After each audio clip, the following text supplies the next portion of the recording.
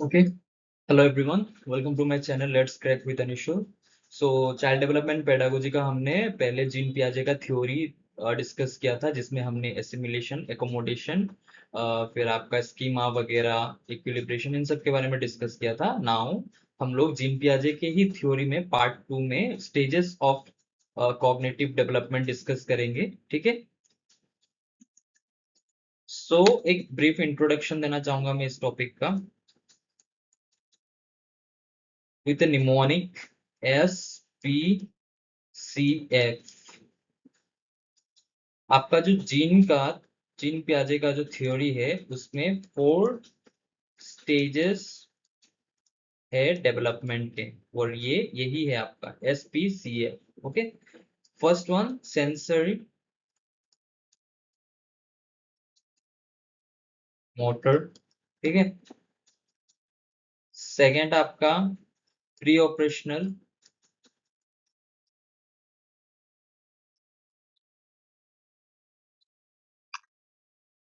Third आपका concrete operational,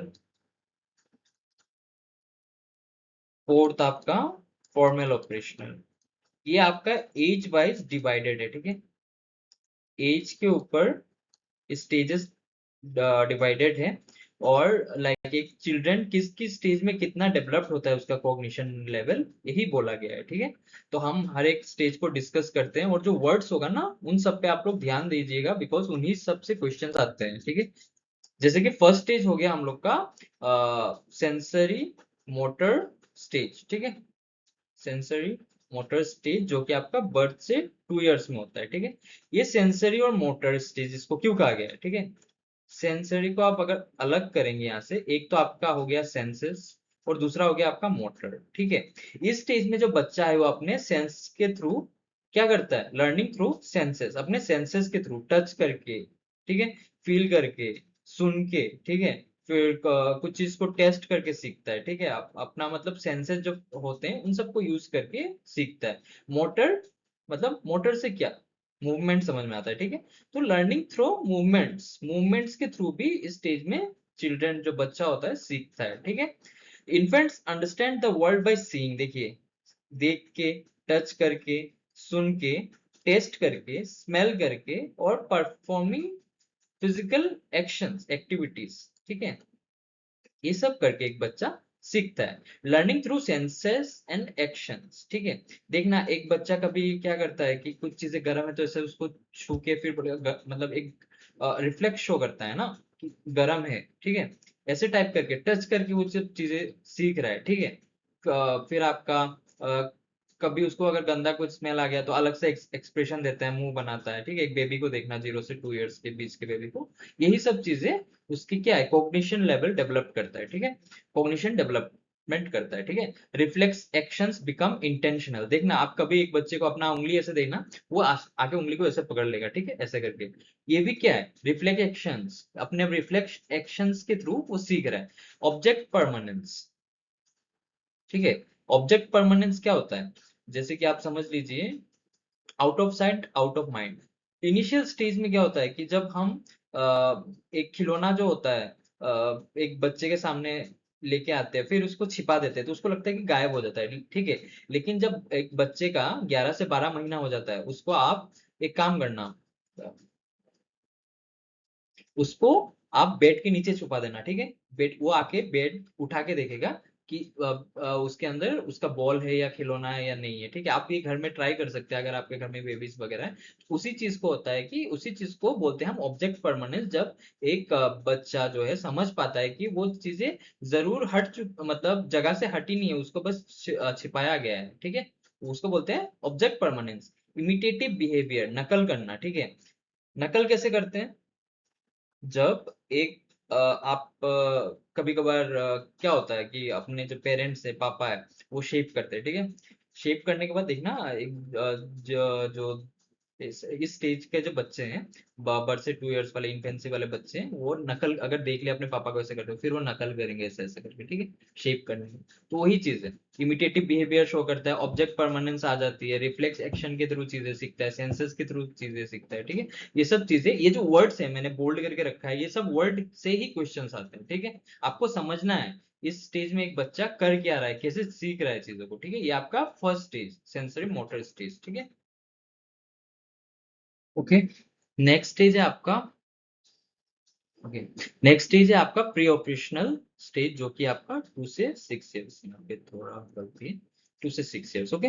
children इस stage में क्या होता है, सिंबॉलिक एक्ट करते हैं, सिंबॉलिक थिंकिंग होता है, ठीक है, उन लोग का। जैसे क्या बोलूं, जैसे एक बच्चे को आपने स्केल पकड़ा दिया, ठीक है, उसको वो तलवार जैसा मान के रिएक्ट करेगा, ठीक है, उसके लिए वो तलवार बन चुका है, ठीक है। सिंबॉलिक हो रही है चीजें, उसके लिए वो स्वॉर्ड है, ठीक है। सेम एक बच्चे के पास केला है, और वो केला वो मोबाइल फोन की तरह यूज कर रहा है, ठीक है। तो वो वर्ड्स, आई मीन जो सिंबल्स है, सिंबल्स के थ्रू चीजों को सोच रहा है, ठीक है। यहाँ पे बच्चे क्या होते हैं, उनका लैंग्वेज डेवलपमेंट होता है, ठीक है, उनका इमेजिनेशन आता है, ठीक है, सिंबल्स के थ्रू वो चीजें सीखते हैं, ठीक है। रैपिड लैंग्वेज डेवलपमेंट हमने पहले भी पढ़ा था, ड्यूरिंग अर्ली चाइल्डहुड स्टेज में होता था, ठीक है। तो 2 से 6 ईयर्स के बीच में हमको याद रखना है, रैपिड लैंग्वेज डेवलपमेंट होता है। ईगोसेंट्रिज्म होता है, वो सिर्फ अपना पीओवी देखते हैं, दूसरा वाला दूसरों का इग्नोर करते हैं, ठीक है, दूसरों का इग्नोर करते हैं, उनके लिए बस वही सही है, ठीक है, जो मैंने बोला वही सही है। एनिमिज्म, जैसे कि नॉन लिविंग को, animism is nothing but non living चीज को लिविंग मानना, ठीक है, इसको बोलते हैं हम एनिमिज्म। जैसे चंदा मामा बोलते हैं स्टेज में बच्चे। फिर सूरज का देखिए यहाँ पे, children believe that all things have life and feeling. जैसे सूरज को भी आंख बना के ऐसा ड्राइंग वगैरह करते करते हैं ना बच्चे स्टेज में। जैसे बच्चा बोल रहा है यहाँ पे, सन इज स्माइलिंग एट मी। तो ये सब क्या है, एनिमिज्म है, जो नॉन लिविंग चीज को भी लिविंग मान रहे हैं। सेंट्रेशन, सेंट्रेशन हो जाता है, क्लासिफिकेशन नहीं कर पाते, सेम है लेक ऑफ कंजर्वेशन भी, दोनों चीजें सेम ही है। जैसे कि सेंट्रेशन का एग्जांपल हम लोग समझ सकते हैं, सेम अमाउंट ऑफ वाटर हमने यहाँ पे, एक जो ग्लास है वाइड है उसमें हमने डाला है, और एक टॉल है उसमें हमने डाला है, सेम अमाउंट ऑफ वाटर। लेकिन एक बच्चा देखे क्या बोलेगा कि जो टॉल ग्लास है उसमें ज्यादा पानी है, बट एक्चुअल में ऐसा नहीं है, दोनों ग्लास में सेम वाटर है। वही चीज है आपका लेक ऑफ कंजर्वेशन, कि बच्चा डिफ्रेंशिएट नहीं कर पाता इन बिटवीन एरिया, आपका वॉल्यूम वगैरह, ठीक है। जैसे समझ लीजिए एक स्क्वायर है और एक रेक्टेंगल है, दोनों का एरिया जो है सेम है, ठीक है। लेकिन एक बच्चे को लगता है कि अगर शेप बदल गया, साइज बदल गया, इस स्टेज में लगता है कि अगर शेप साइज बदल बदल गया तो क्या हो जाएगा, उसका जो वॉल्यूम है, एरिया है, ये बदल जाएगा। बट ऐसा एक्चुअली नहीं है, सेम ग्लास के केस में भी वही है, ठीक है। इरिवर्सिबिलिटी रहता है, जैसे कि आइस से वाटर तो बन गया, लेकिन वाटर से जो आइस बन सकता है वो इस स्टेज में बच्चे सोच नहीं पाते, क्योंकि उनमें क्या, लॉजिकल थिंकिंग अभी तक उतना डेवलप नहीं हुआ ही नहीं है, ठीक है, प्री ऑपरेशनल स्टेज में, ठीक है। आपको याद रखना है कि इस स्टेज में क्या है, सिंबॉलिक थिंकिंग आता है, रैपिड लैंग्वेज डेवलपमेंट होता है, इगोसेंट्रिज्म रहता है, एनिमिज्म रहता है। ये सब वर्ड्स जो बोल्ड किए हुए वर्ड्स है ना, उसी पे आपको फोकस करना है, इन्हीं से क्वेश्चन आता है, मैं बार बार बोल रहा हूँ। ये वर्ड्स को आपको इन्हीं सब वर्ड्स के साथ खेलना है ड्यूरिंग एग्जाम, क्योंकि क्वेश्चंस इन्हीं से आता है, इससे बाहर कुछ नहीं आएगा आपका, ठीक है।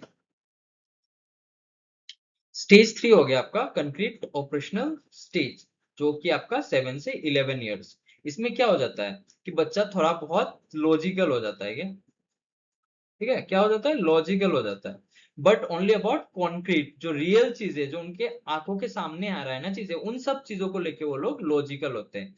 कंजर्वेशन डेवलप्स, जैसे कि सेम वाटर वाला जो हमने बोला था कि एक वाइट ग्लास है एक टॉल ग्लास है, तो उन चीजों में सेम वाटर डाला है, वो चीज वो बच्चा समझ पाता है, ठीक है। The amount of water is same दोनों ग्लास में, ठीक है। लॉजिकल थिंकिंग डेवलप हो जाता है अबाउट कॉन्क्रीट ऑब्जेक्ट्स। डिसेंट्रेशन आता है, ठीक है। डिसेंट्रेशन मतलब दूसरे एस्पेक्ट के चीजों को हम लोग समझ पाते हैं, ठीक है, ओनली वन एस्पेक्ट में फोकस नहीं करते, 2-3 एस्पेक्ट में हम लोग चीजों को समझते हैं। Children focus on multiple characteristics at once, वही आपका डिसेंट्रेशन मतलब जैसे यहाँ पे एग्जांपल देखिए, children focus on more than one aspect of a situation. एक फ्लावर पॉट उसको दिख रहा है, ठीक है, द फ्लावर्स आर ब्यूटीफुल, उसको एक चीज ये दिख गया, एक कैरेक्टरिस्टिक दिख गया। द वेज इज ब्लू, जो इसका पॉट है वो ब्लू है, तो दो चीजों का कैरेक्टरिस्टिक्स देख पा रहा है, समझ पा रहा है, ठीक है। They can consider both the flowers and the ways, ठीक है। फिर रिवर्सिबिलिटी भी आ जाता है, जैसे children understand that action can be reverse. कैसे? आइस से वाटर बना, फिर उससे भी आइस बन गया, ठीक है। ये चीज रिवर्सिबिलिटी वाली थिंकिंग आ जाती है। क्लासिफिकेशन आ जाता है, ठीक है। क्लासिफिकेशन आप किसी बेसिस पे भी क्लासिफिकेशन करवा रहे हो, जैसे चीजों को, ऑब्जेक्ट को शेप्स के बेसिस पे क्लासिफाई करना।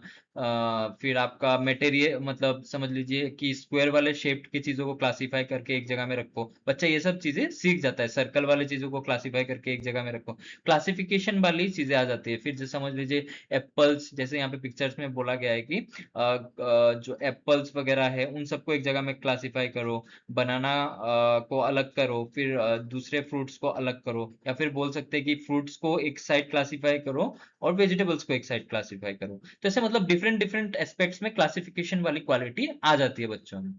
सीरिएशन, चीजों को असेंडिंग ऑर्डर में, डिसेंडिंग ऑर्डर में अरेंज करना भी आ जाता है, ठीक है। बच्चों को छोटे से बड़ा, बड़े से छोटा, ठीक है, ऑर्डर में, सीक्वेंस में, लॉजिकल ऑर्डर में अरेंज करना। ट्रांजिटिविटी, ठीक है। जैसे क्लास में तीन बच्चे हैं, ठीक है, ए, बी, सी। ए आपका बी से बड़ा है, ठीक है, हाइट में, और बी आपका सी से बड़ा है, ठीक है। तब हम बोल सकते हैं कि जो ए है वो सी से भी बड़ा है, ठीक है। ये हो गया आपका ट्रांजिटिविटी, ठीक है। एक लड़का ए है, उसका नाम अखिल है, समझ लीजिए।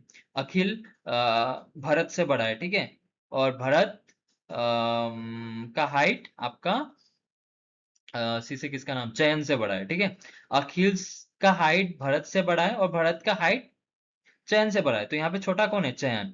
और क्या हो गया फिर, जो अखिल का हाइट है वो चयन से भी ऑब्वियसली बड़ा होगा ना। तो ये चीजें एक बच्चा समझ पाता है उस स्टेज में, इस स्टेज में, ठीक है, कॉन्क्रीट ऑपरेशनल स्टेज में। तो उसी को हम बोलते हैं ट्रांजिटिविटी। इसमें लेस इगोसेंट्रिक होते हैं बच्चे, मतलब दूसरों का एस्पेक्ट, दूसरों का पीओवी समझते हैं, ठीक है।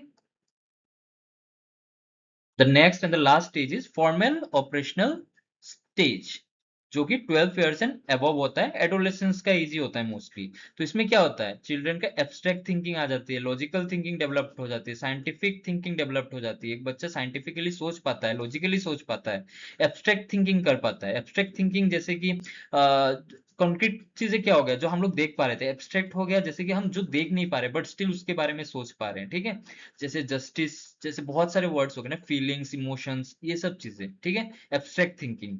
Hypothetical reasoning, what if, what if अगर क्या हो जाते, पॉसिबिलिटीज को लेके हम लोग सोच पाते हैं, रीजन कर पाते हैं, रीजनिंग कर पाते हैं, ठीक है। व्हाट वुड हैपन इफ, दो तीन पॉसिबिलिटीज के बारे में सोच पाएंगे, क्या हो गया अगर मैं फेल हो गया, ठीक है, क्या हो जाएगा अगर मैं पास हो जाऊंगा।